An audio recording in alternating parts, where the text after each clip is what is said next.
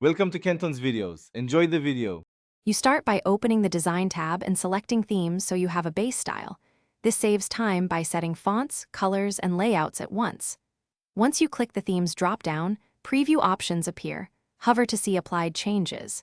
Make sure to pick a theme close to your brand or purpose, because changing it later alters many elements. If you need a custom look, choose a nearby preset, then adjust colors and fonts rather than building from scratch. Now customize the theme so your slides look intentional and consistent. Use variants to tweak colors and fonts quickly. This alters elements site-wide, which is why it saves editing time.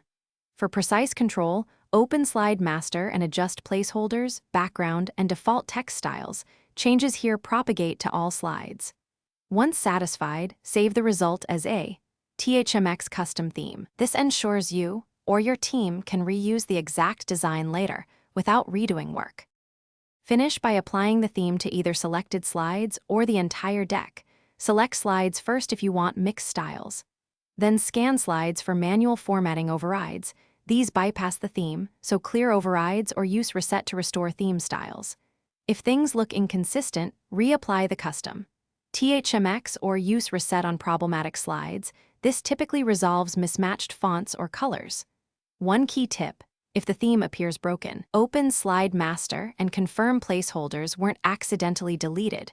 Restore them and reapply the theme. Thanks for watching. Consider subscribing if we helped you.